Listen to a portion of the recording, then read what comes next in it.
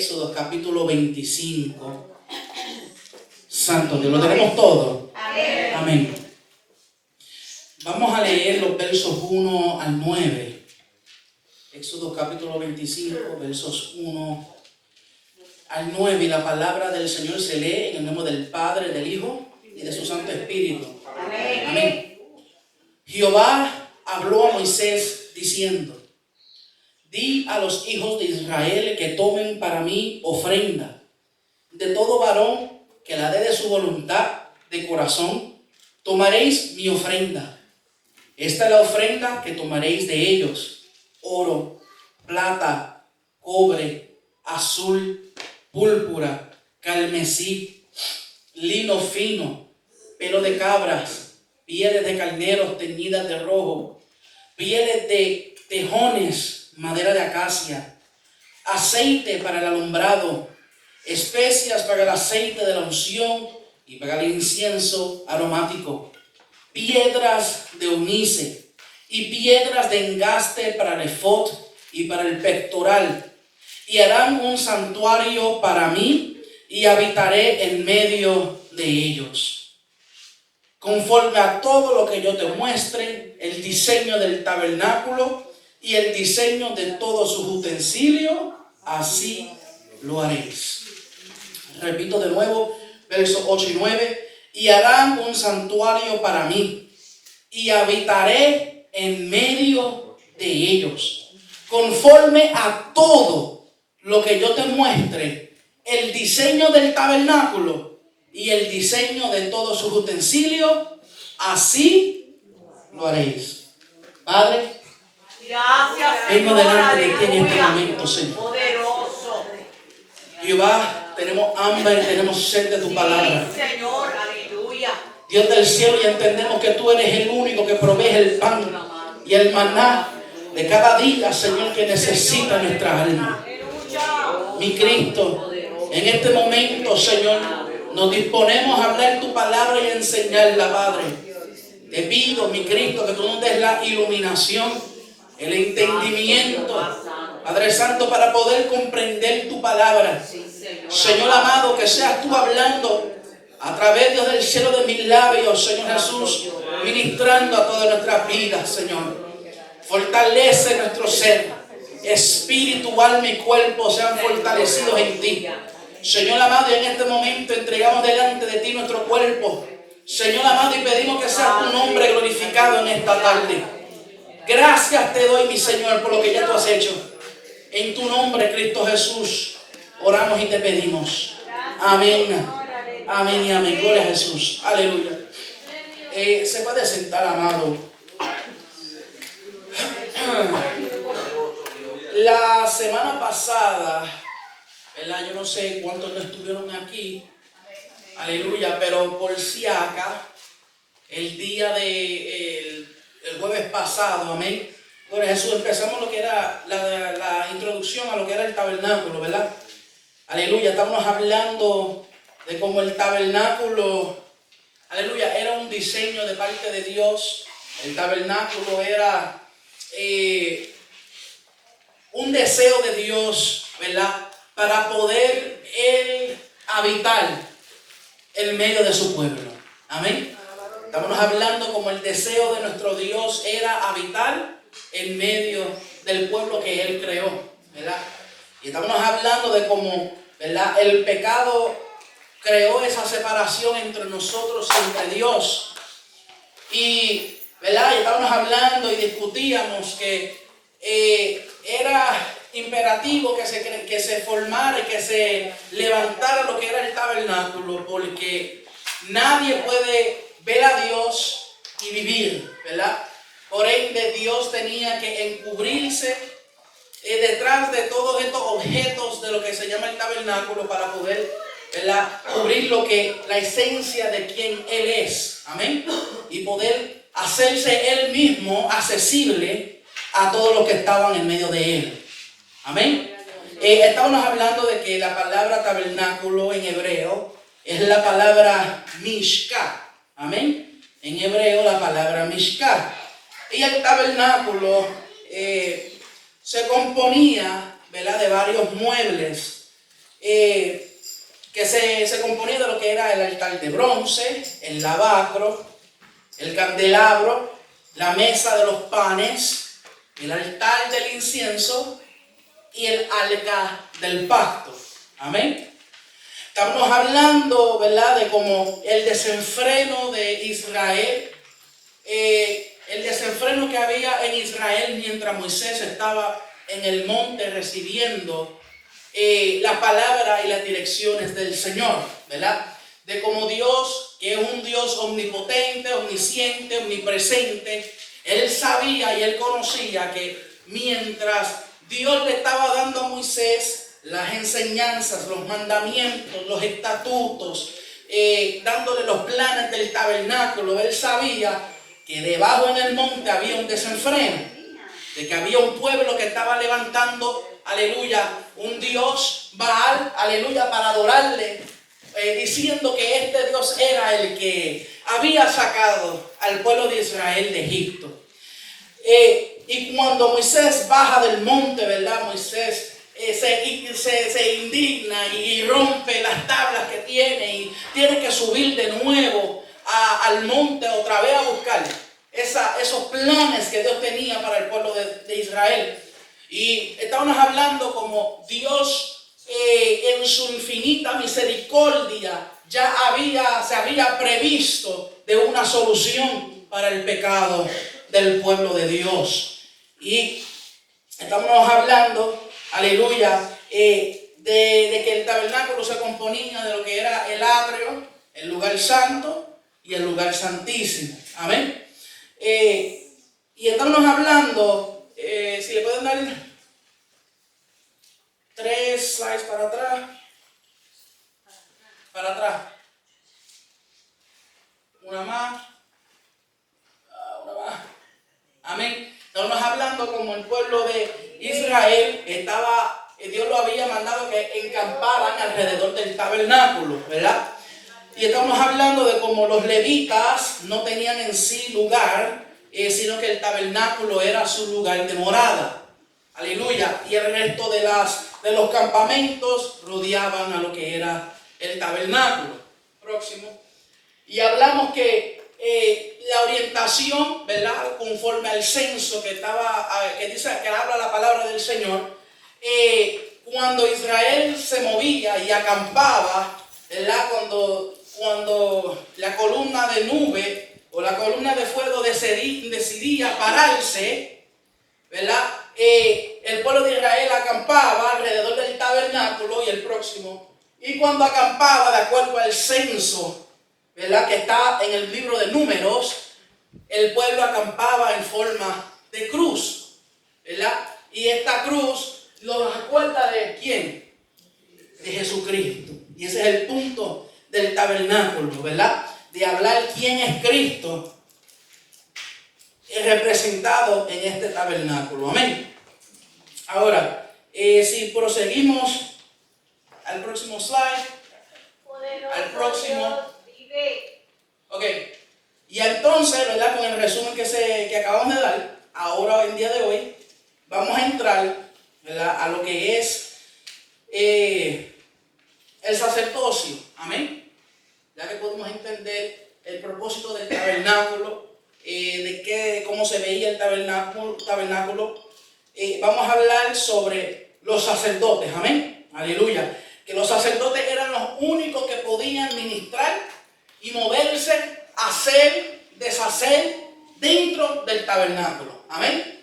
Ahí no había otra persona que no fuera un sacerdote que estaba haciendo los sacrificios, que se metía en el lugar santo a cambiar el aceite al candelero, a cambiar los panes al pan sin levadura, aleluya, a ofrecer incienso al altar del incienso. No había absolutamente nadie que se moviera dentro del tabernáculo que no fuera sacerdote.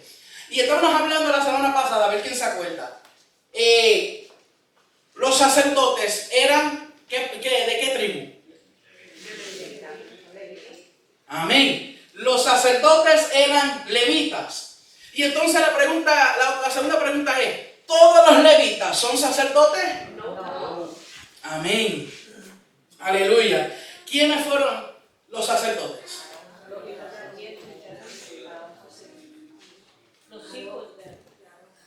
Amén. Lo que era Moisés, Aarón, sus hijos, aleluya, y los descendientes de ahí en adelante de la familia de Aarón. Amén.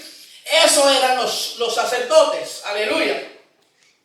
Y todo otro levita, pues, ¿cuál era su trabajo? ¿Cuál era el trabajo del resto de los levitas?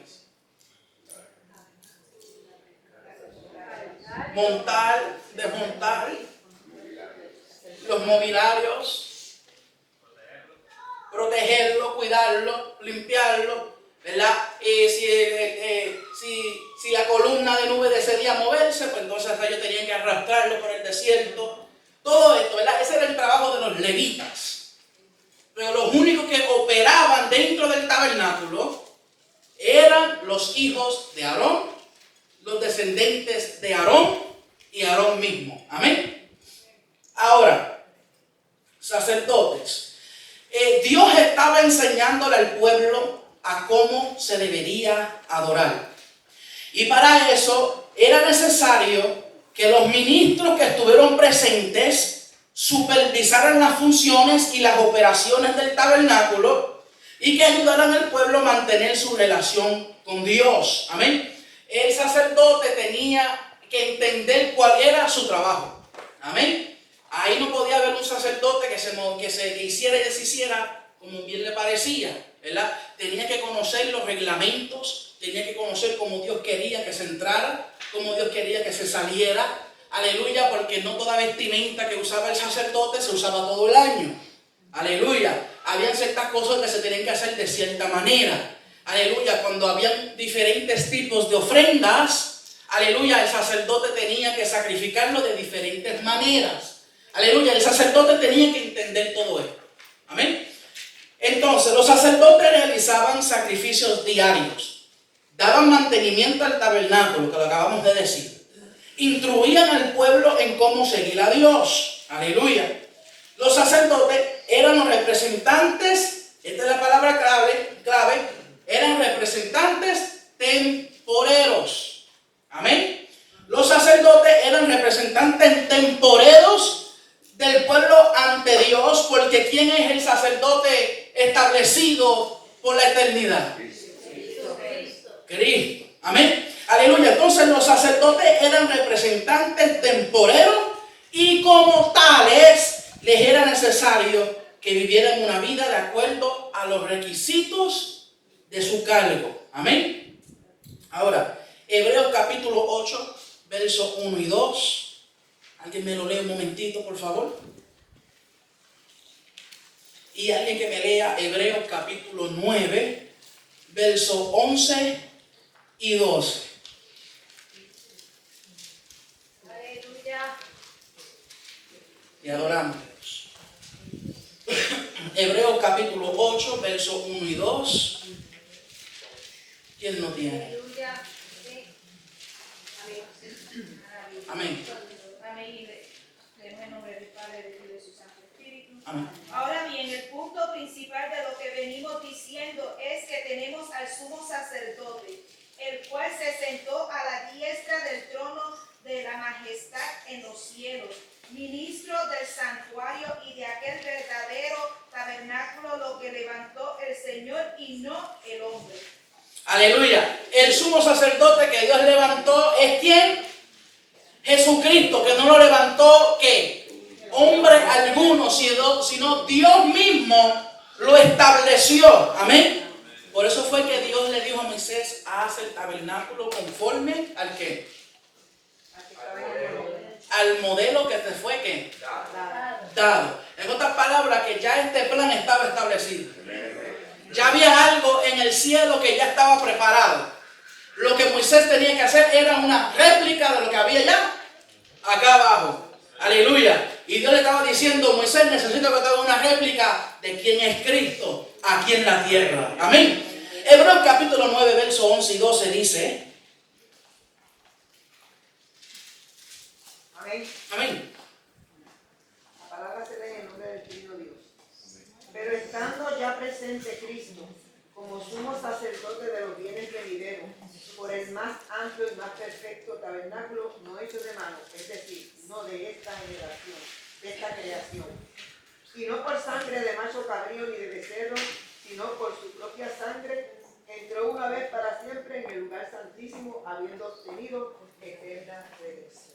Amén. De nuevo, lo que vamos a entrar es solamente una representación del verdadero sumo sacerdote, modelo de la cual se copió Moisés, aleluya, en el desierto de Jesucristo mismo, amén. Que dice la Biblia que entró ¿dónde? En el lugar santísimo, teniendo una eterna redención.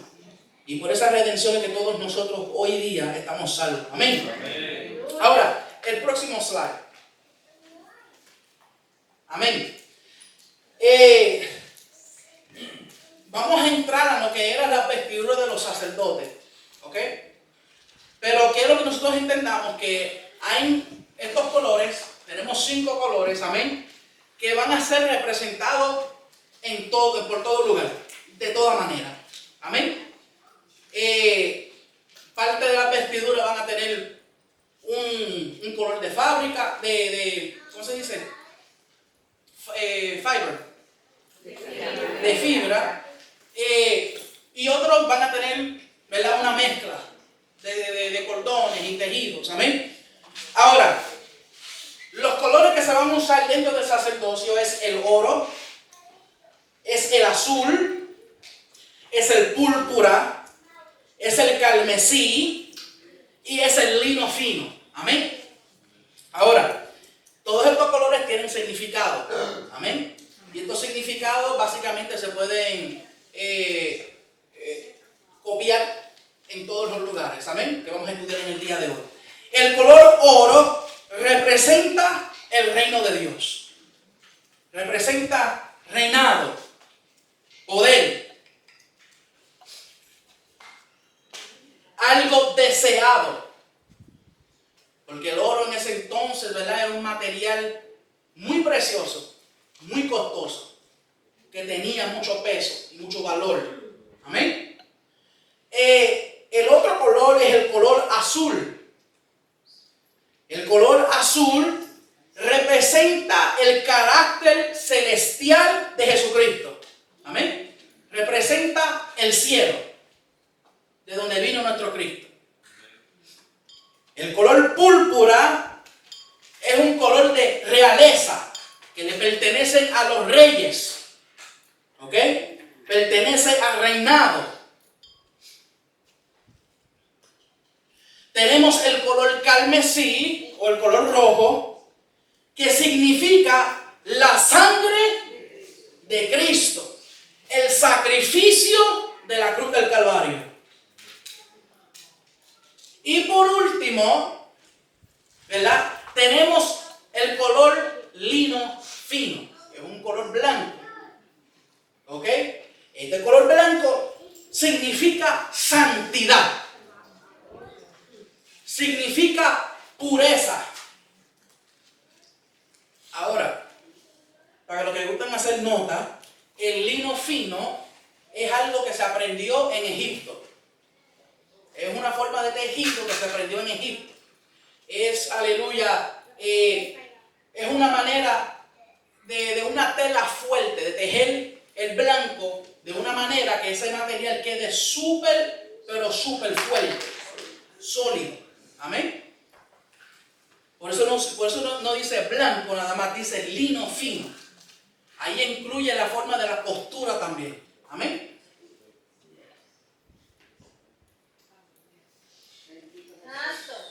Gloria a Dios. Amén. ¿Lo tenemos? ¿Puedo proseguir? Amén. Próximo, por favor. Me perdonan, amados. Yo les tenía a todos ustedes, ¿verdad?, un papelito con la figura del sacerdote, del sumo sacerdote y otras piezas. Y se me quedó en casa, en el ahorro se me quedó en casa. Para la próxima se los traigo. Amén. Ok. Vamos a empezar, ¿verdad?, con lo que es la vestidura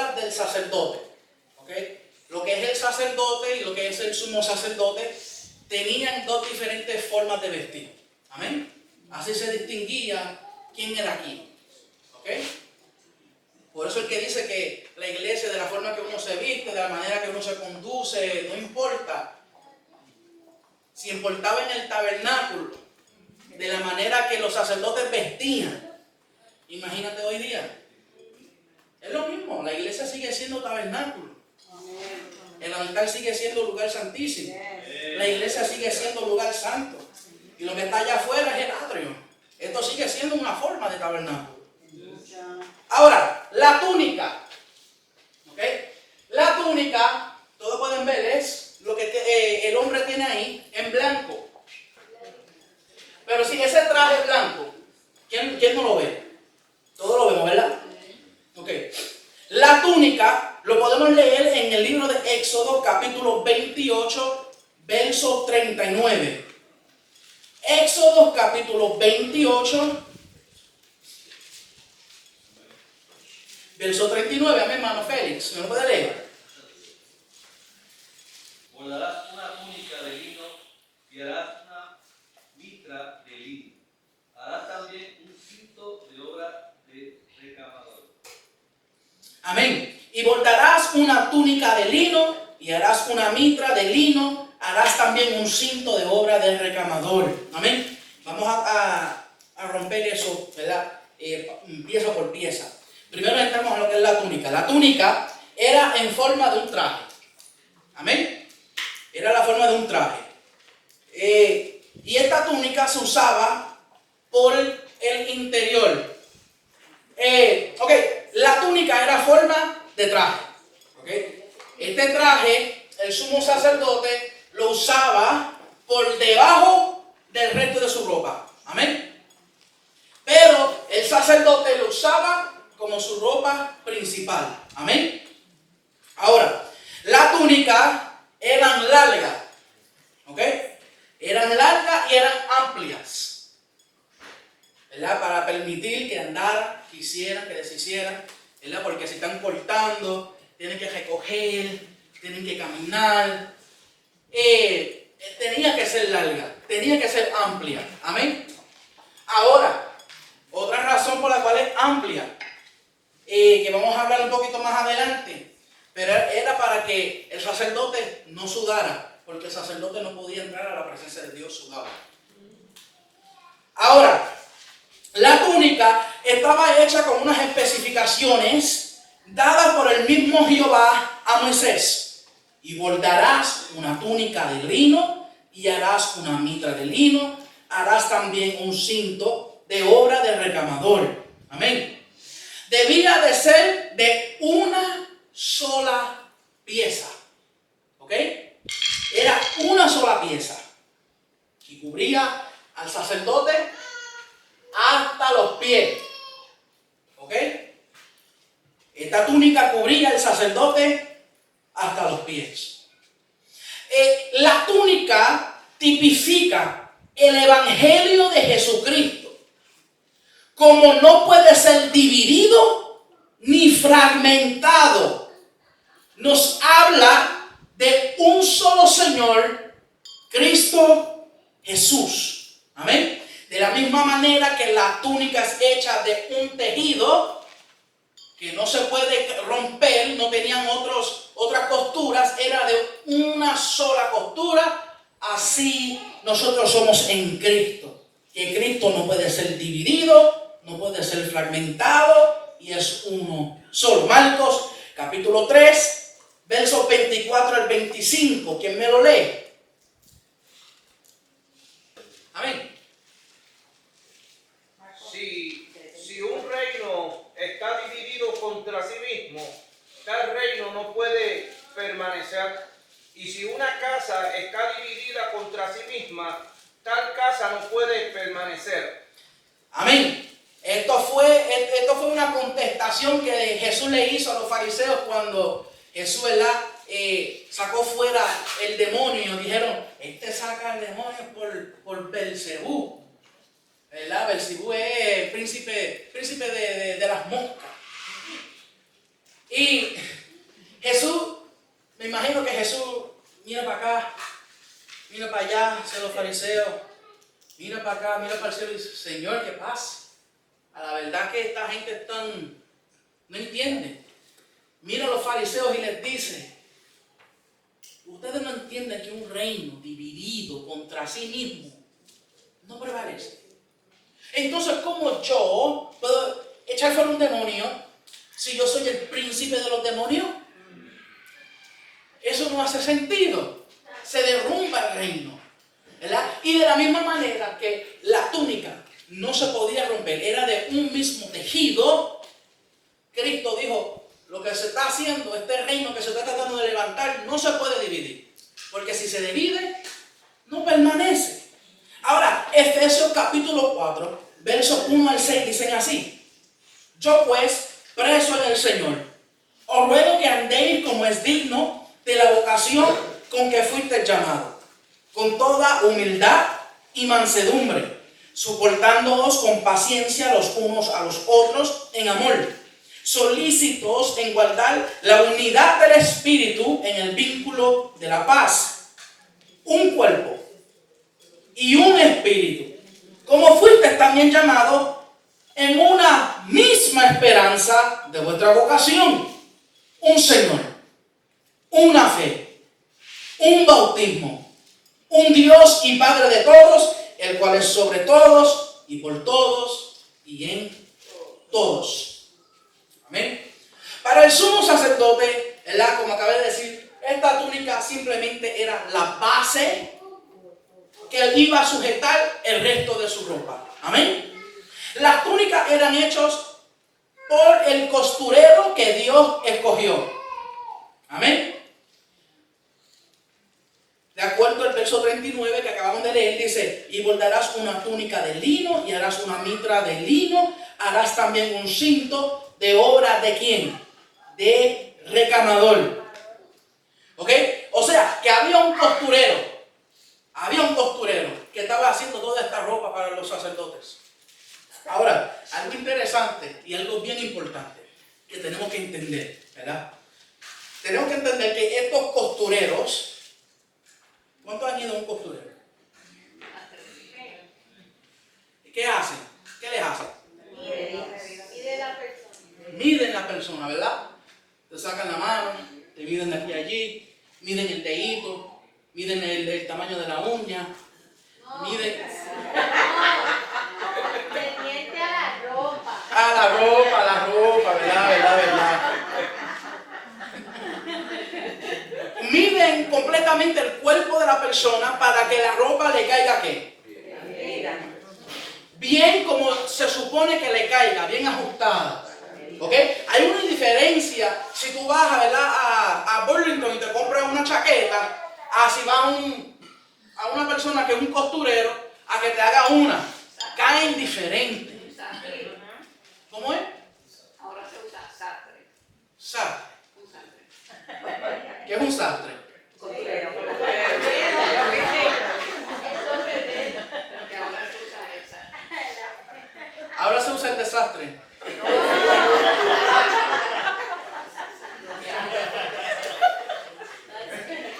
So, la cosa era que el costurero, el sastre, ¿ok? Medía al sacerdote, ¿ok? Yo he visto personas, ¿verdad? Que pueden cogerte la medida de lejos. Y ya saben la medida de uno. Pero hay los buenos costureros se acercan y cogen, dicen, yo creo que tú eres así, ese tamaño, pero déjame verificar. Y déjame verificar. Y déjame coger por acá. Y déjame coger por allá. ¿Verdad? Y esa relación que hay entre el customer y el desastre es que empieza una relación. Empieza una relación con esa persona. ¿Ok? Ahora el costurero sabe, ¿verdad? ¿Por qué tú estás buscando que te vista de esta manera? ¿Por qué tú estás buscando un traje? ¿Por qué? ¿Qué es lo que está pasando? ¿Qué es lo que está sucediendo en tu vida? Y de momento estás hablando de tus hijos, estás hablando de la cita del doctor, igualito que el barbero. Entonces, ¿verdad? Es importante entender que a los costureros le era necesario acercarse a los sacerdotes para realizar su trabajo y poder tomar las medidas apropiadas. Amén. Éxodo 28, 3 y 4 hablan sobre esto y dice: y tú hablarás a todos los sabios de corazón, a quienes yo he llenado de espíritu de sabiduría, para que hagan las vestiduras de Aarón, para consagrarle para que sea mi sacerdote. Las vestiduras que harán son estas: el pectoral, el efod, el manto, la túnica bordada, que es esta, la mitra y el cinturón. Hagan pues las vestiduras sagradas para Aarón, tu hermano, y para sus hijos, para que sean mis sacerdotes. De la misma manera, ¿verdad?, que los sastres se acercaban a los sacerdotes, así la iglesia se tiene que acercar a Jesucristo. Amén. De esa misma manera, hay que acercarnos para poder contemplar la belleza y la hermosura de su santidad. Santiago capítulo 4, verso 8, ¿qué dice? Y Juan 6, 37 al 40.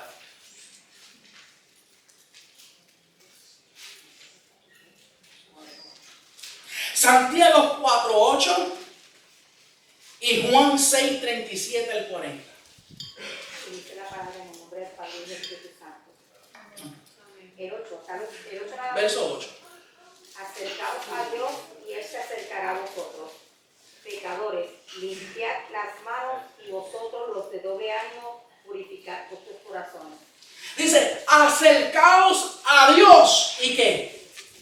Y Él se acercará a vosotros. Hablando de que si tú vienes, si tú tratas de empezar una relación con Dios, ¿qué hace Dios? Dios se relaciona contigo. Amén. Ahora, Juan 6, 37 al 40, ¿quién lo tiene?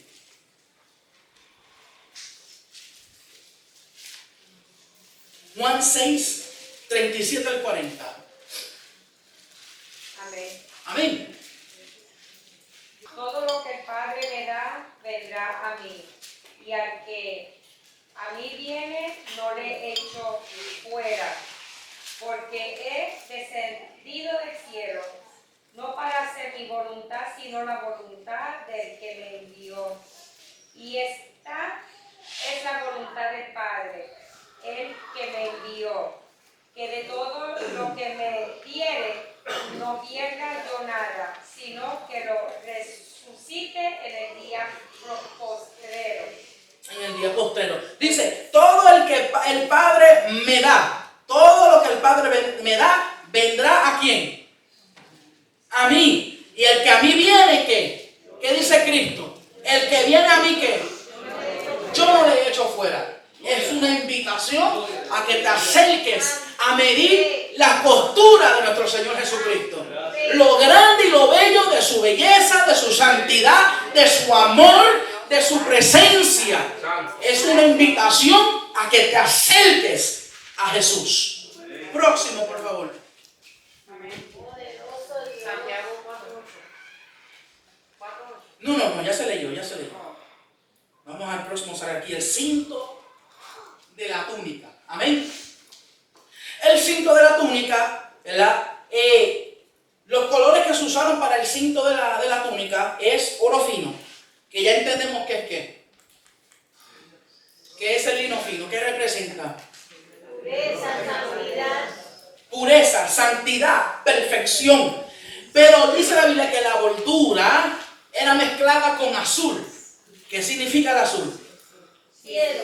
El cielo es la gloria que Cristo dejó para rescatarnos. Amén. Su bordura estaba mezclada de azul, de carmesí y de púrpura. Amén. Representando el cielo que Cristo dejó, la sangre que derramó en la cruz del Calvario, y que nuestro Cristo es ¿quién? Rey de reyes y Señor de señores.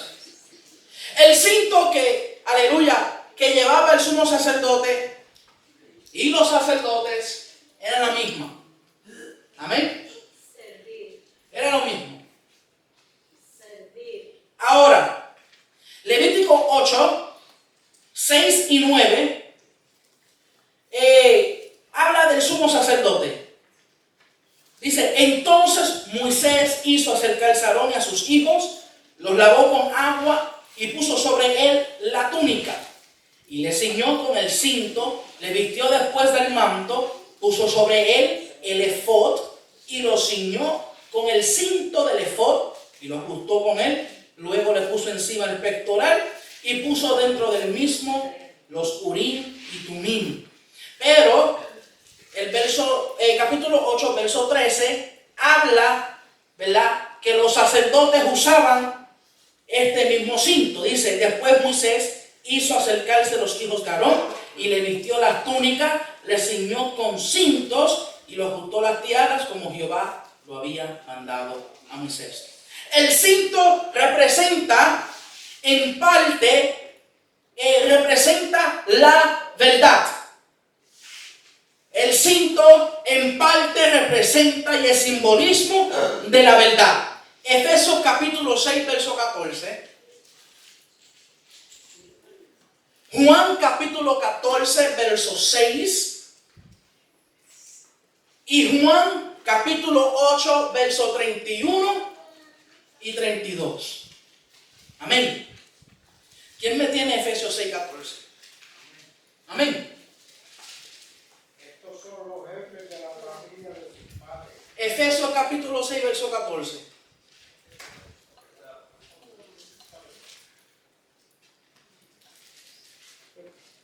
Efesios capítulo 6, verso 14.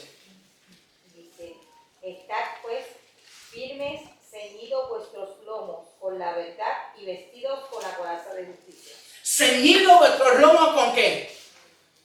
Con la verdad. Hay que ceñirse con la verdad de la palabra del Señor. ¿Por qué? Porque conoceréis la verdad. ¿Cuál era el punto del sacerdote? Que el sacerdote cogía el sacrificio y lo mataba, lo sacrificaba, ¿para qué?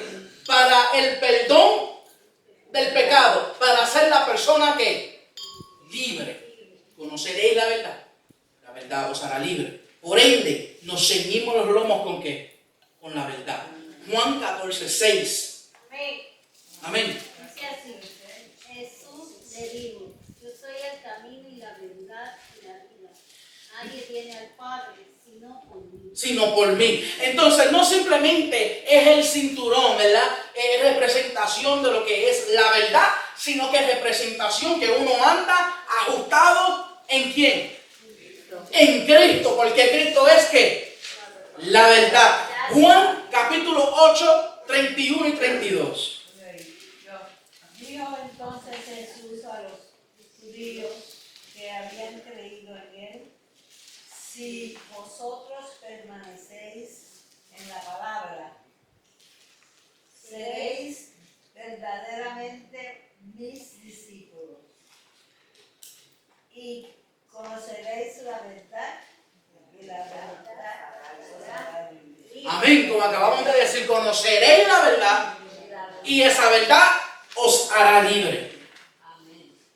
Nuestra hermana Bruni había dicho, y yo traté de no abundar en eso porque no lo quería tocar todavía, pero le toca ahora. El cinto también representa servidumbre. La servidumbre a los demás. Juan capítulo 13, versos 4 y 5. Juan capítulo 13, versos 4 y 5. Y Filipenses capítulo 2, versos 3 al 8.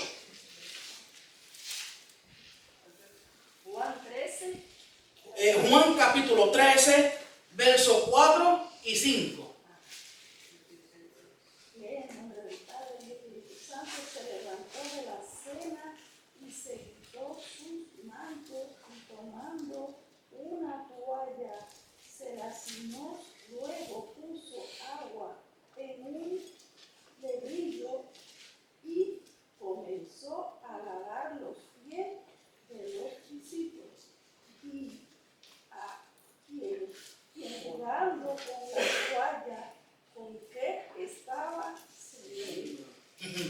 nuestro Señor.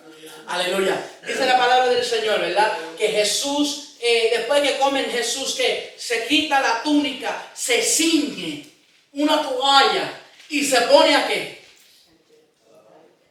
A lavar los pies, a servir. Se pone a servir. ¿Qué hace un Dios? Rey, alto, sublime, perfecto, grande, poderoso, que todo anda al estrado de sus pies, que Él manda y el cielo obedece. Él manda cerrar puertas y las puertas se cierran. Él cierra y nadie abre. ¿Qué hace un Señor tan poderoso, tan grande y tan majestuoso? Doblegándose a limpiarle ¿qué? El polvo de los pies de sus discípulos. Que quiera ser grande, y que quiera ser grande, tiene que servir a los demás. Eso es lo que dice la palabra del Señor. Que el que sea primero será ¿qué? Último. Que el que sea último será. El que se crea grande en el cielo será. Y el que sea pequeño, Dios lo honra allá arriba ¿qué? Lo grandeza. Porque nuestro Dios es un Dios justo. Es un Dios justo. Y este Dios que se hizo carne antes de que entrara al Calvario, se vistió con su ropa de sacerdote. Antes de que Él se fuera a morir en la cruz del Calvario, mi Cristo se vistió de su ropa de sacerdote porque dijo, de aquí yo voy a hacer mi oficio. De aquí yo voy ahora a entrar al lugar santísimo por la eternidad. Esto no era algo temporero. Nuestro Jesús estaba haciendo algo simbólico, diciendo, yo estoy preparándome para para ejercer mi posición de sumo sacerdote por la eternidad. Por la eternidad. Pero antes de llegar allá, se humilló. Se humilló al que llamaban maestro. Se humilló a los pies de estos discípulos. ¿Pero por qué? Porque Dios tenía que limpiar esos pies que iban a llevar las buenas nuevas. Era necesario lavar los pies, aleluya, de los discípulos que iban a revolucionar un pueblo completo. Era necesario limpiarle los pies y preparárselos, aleluya, para que jamás ni nunca se vuelvan a ensuciar con el sucio de este mundo, a llevar el evangelio de la paz. Dice la palabra del Señor, hermosos los pies del que lleva ¿qué? La preciosa semilla, el que lleva el evangelio de la paz. Aleluya. Y Jesús se puso, se ciñó. Él cogió lo que había por ahí. Él dijo, no tengo cinto, dame esa toalla. Dame esa toalla que está ahí. Y vamos a limpiar. Porque eso es lo que significa. Aleluya, la toalla significa una pureza. Que Dios con esa misma verdad nos santifica. Que con esa misma verdad nos limpia.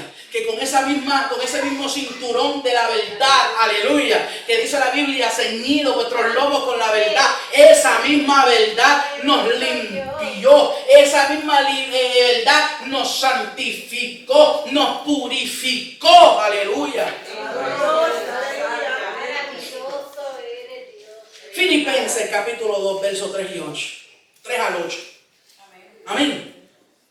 Dice, nada hagáis por contienda o por vanagloria, antes bien con humildad, estimando cada uno a los demás como superiores a él mismo, no mirando cada uno por lo suyo propio, sino cada cual también por lo de los otros. Haya pues en vosotros este sentir que hubo también en Cristo Jesús, el cual siendo en forma de Dios, no estimó ser igual a Dios como cosa a que aferrarse, sino que se despojó a sí mismo, tomando forma de siervo, hecho semejante a los hombres, y estando en la condición de hombre, se humilló a sí mismo, haciéndose obediente hasta la muerte y muerte de cruz. bello el Señor dice, haya pues en vosotros ¿qué? Este mismo sentir. ¿El sentir de qué? El sentir de la servidumbre. Y muchas veces en la servidumbre, poder servir a nuestros hermanos, servir al que está afuera, muchas veces se requiere la humillación. La humillación, entender que aunque estamos salvos por gracia, simplemente estamos salvos por gracia, que en cualquier momento Dios nos puede dar la pata. Estamos salvos por gracia. Dice la palabra del Señor que el que se cree está firme, mire que no caiga. Pero dice que a los que son más fuertes y maduros en el Señor, que hagan que a los débiles. Que los ayuden, que se humillen y ayuden a los más débiles a levantarse. Ese es el trabajo de la iglesia. Ese es el trabajo de la iglesia. Dice la Biblia que nosotros nos vistamos con ese mismo pensamiento, ese mismo sentir que tuvo Cristo. ¿De qué? De la servidumbre. Que no tomó el ser igual a Dios a como que a aferrarse. Pero en la iglesia estamos con qué? Con el show de que yo puedo gritar más duro que tú. Con el show de que yo hago más milagros que tú. Con el show de que yo puedo predicar mejor que tú. Con el show de que mi fe es más grande que la tuya. Y dentro de la iglesia se ha hecho una competencia. Se ha hecho una competencia dentro de la iglesia. Sin embargo, Pablo nos dice que nosotros debemos ¿qué? Ser como Cristo en nuestra mentalidad. Por eso dice la palabra del Señor, que renovaos el espíritu de ¿qué? De vuestra mente. Es necesario vestirnos de este pensamiento de ¿qué? De lo que es el cinto de la túnica. El cinto de la vestimenta del sumo sacerdote. Y los sacerdotes representan la fuerza, la justicia, la verdad y la justicia de Cristo. Isaías 11:5 dice, y será la justicia cinto de tus lomos y la fidelidad ceñidor de su cintura. Próximo. Aleluya. Lo que es la tiara de los hijos del sumo sacerdote. ¿Okay? El sumo sacerdote, ¿verdad? Tenía también una tiara, pero el del sumo sacerdote era un poquito más diferente, ¿verdad? Había algo diferente del sumo sacerdote. Pero los sacerdotes tenían también una cierta forma de tiara. Amén. Ahora, eso lo vemos en Éxodo 28, verso 40. ¿Quién me lo lee? Y necesito 3 voluntarios, que tengo 3 versos bíblicos. 3 manos. 1, 2, 3. Ok. Efesios 4:23. Efesios 6:17. Mateo 22:37. Amén. ¿Qué dice Éxodo 28:40? Y para los hijos de Aarón harás túnicas también, les harás cinto y les harás tiaras para honra y hermosura. Les harás túnicas, que ya hablamos, cintos, que ya también hablamos, y le harás tiaras. ¿Ok? La tiara era la vestimenta que cubría la cabeza del sacerdote. Y habla de lo que es la santidad de nuestros pensamientos. ¿Ok? La tiara era color de lino fino. ¿Y qué representa el lino fino? La pureza. Y perfección. Entonces, la tiara blanca de lino fino representa la santidad de vuestro ¿qué? De estos 4 dedos que tú tienes aquí, de frente. ¿Qué dice Efesios 4:23? Y renovaos en el espíritu de vuestra mente. Renovaos en el espíritu de vuestra mente. Efesios 6:17. Y tomad el yelmo de la salvación y la espada del Espíritu, que es la palabra de Dios. Tomad el yelmo. Escucha lo que dice. ¿El yelmo de qué? ¿Por qué de la salvación? ¿Dónde está la mayoría de las batallas batallas del cristiano. ¿Qué decides si vives o mueres? ¿Lo que tú dejas que entre aquí o lo que tú dejas que quede fuera de aquí? Entonces, Pablo dice, vestidos del yelmo de la salvación, representando que esto que está aquí, se protege a todo costo. ¿Ok? Mateo 22:37. Jesús le dijo, amarás al Señor tu Dios con todo tu corazón y con toda tu alma y con toda tu mente. Y con toda tu mente. Ah, pero es que yo no sé qué me pasó, que caí de la gracia del Señor. Yo no sé qué pasó, que ya no sirvo a Dios como antes lo servía. ¿Qué pasó? Que ya yo no amo a Dios como antes yo lo amaba. ¿Qué pasó? Porque dejaste de amar a Dios ¿con qué? Con toda. Esa es la palabra clave. Toda. Toda. Toda es toda. Everything. Que cada segundo en la cual tú y yo respiremos, que lo que haya aquí sea ¿qué? La palabra del Señor. Tú sabes que los israelitas, ¿verdad?, tenían la costumbre de que en sus frentes, ¿verdad?, apretaban una pequeña cajita y dentro de esa cajita habían ¿qué? Las ordenanzas, la palabra del Señor. Por eso dice la Biblia, átalas a tu mente, átalas al ¿qué? A tu corazón, que se te grabe la palabra del Señor. ¿Qué le dijo Dios a Josué? Esfuérzate y sé valiente. Eso todo el mundo lo sabe, pero no todo el mundo lee más adelante donde dice, y pensarás y meditarás en la palabra de día y de noche. Esa es la manera de proteger nuestra mente. La palabra es nuestro yelmo de salvación. Y así que mantenemos nuestras cabezas en lo que es la plena santidad del Evangelio. Amén. Ahora, próximo. Créalo o no, antes se usaban los calzoncillos también. Se usaba. Ahora, esto es algo muy interesante. Oye, no eran Fruit of the Loom, lamentablemente. No eran boxers.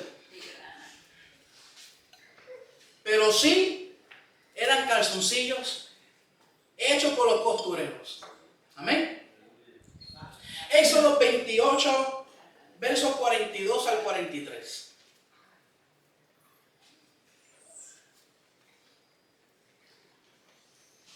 Éxodo capítulo 28, versos 42 al 43. Amén.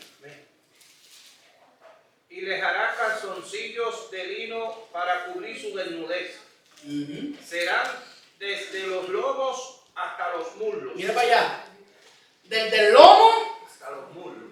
Y algo que yo estaba leyendo y yo dije, this is interesting. Esto es interesante. De todas las piezas, ¿verdad?, que usaba el sacerdote, esta específicamente dice, úsalo o te mueres.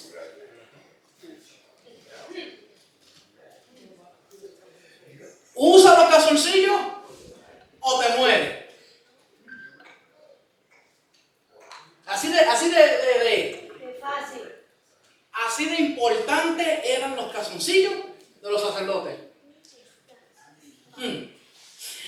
Eran de lino fino. ¿Qué significa el lino fino? Come on. ¿Qué significa el lino fino? Pureza, santidad, perfección. Este es el punto. El punto era que el trabajo del calzoncillo era de cubrir y tapar la ¿qué? La desnudez, la vergüenza de la desnudez. Dígame. Eso debe quitarse desde entonces y ahora también. Que no usan calzoncillos. Y ropas menores ante el Señor. Exacto.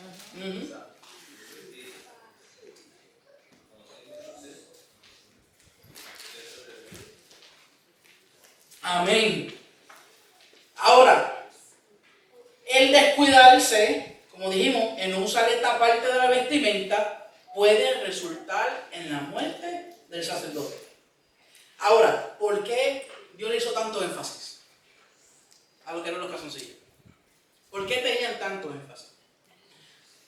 Porque estamos hablando de que Israel estaba saliendo de Egipto, ¿verdad? Egipto era un pueblo que tenía muchos dioses, eran politeístas, ¿ok? Van a entrar a Canaán. Canaán está lleno de personas que también son politeístas, adoran a un montón y miles de diferentes dioses. Y en todos estos lugares también hacían cultos, tenían templos, tenían sus rituales. Y dentro de esos rituales andaba el desenfreno sensual. ¿Ok? Era natural para los sacerdotes de otros pueblos cercanos adorar a sus ídolos en el desorden sensual, obsceno y sexuales, los cuales eran formas de perversión donde se exhibía la desnudez del cuerpo. Y hoy día, cuando vivimos en un mundo lleno de corrupción, cuando hay una sociedad que anda en el desenfreno con la pornografía, homosexualidad, identidad de género, fornicación, adulterio, incesto, lascivia, es imperativo que la iglesia esté cubierta con la justicia y la santidad de Dios. Recordando que nosotros también somos ¿qué? Sacerdotes. Amén. Y aunque el mundo ande en este desenfreno y la iglesia le parezca ser el pueblo más oprimido hoy día, porque la gente dice que la iglesia es algo oprimido, algo anticuado, algo viejo. No importa. Somos vistos como indecorosos. La Biblia dice que Dios viste más decorosamente lo que es ¿qué? ¿Qué dice la Biblia? Lo más indecoroso se viste ¿con qué? Con más decoro, con más gloria. No importa si la gente dice que nosotros somos personas anticuadas, indecorosas. Dice la palabra del Señor que lo que es más indecoroso, Dios se encarga de vestirlo de mucha más gloria. Y en un mundo lleno de pecado, Dios va llenando la iglesia de más gloria. Mientras el mundo se está llenando de vanagloria, se está llenando de impureza, la iglesia se sigue llenando de gloria. Romanos 8:1 dice: ahora pues ninguna condenación hay para los que están en Cristo Jesús, los que no andan ¿qué? Conforme a la carne, sino conforme al Espíritu. Es necesario usar los calzoncillos en el lugar santo para presentarle ofrenda a Jehová. Los sacerdotes no podían entrar a hacer su servicio al lugar santo ni al lugar santísimo si su desnudez no estaba cubierta. Eso nos deja entender, aleluya, que entrar a la casa del Señor debe ser algo donde uno tiene que venir con temor, con temblor, con respeto, aleluya, a presentarnos delante de Dios decorosamente, entendiendo que ante el Señor estamos al descubierto y Él sabe todo lo que anda y todo lo que hay en lo secreto.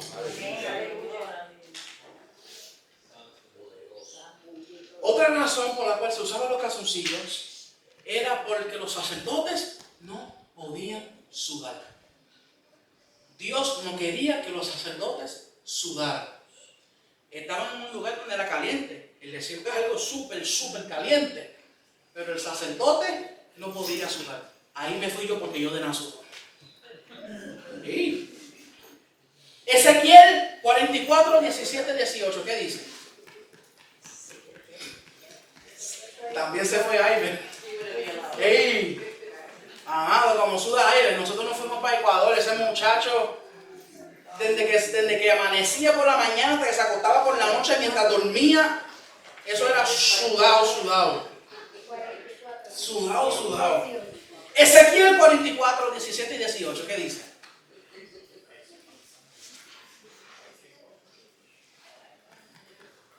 Amén. 44, 17, 18. Y cuando entren por las puertas del atrio interior, se vestirán vestiduras de lino. No llevarán sobre ellos cosas de lana. Cuando administren en las puertas del atrio interior y dentro de la casa, turbantes de lino tendrán sobre sus cabezas y calzoncillos de lino sobre sus lomos. No se ceñirán cosa que los haga sudar. Sudar. No se ceñirán cosas que los haga sudar. Entonces Dios no quería que entraran al lugar santo ni al lugar santísimo sudando. No se podía. No se podía. Con esto el sacerdote igualaba al sumo sacerdote en su vestimenta. Y hasta ahí terminó lo semejante del sacerdote al sumo sacerdote. Ahora entra el sumo sacerdote con una vestimenta completamente diferente. Y era lo que lo distinguía.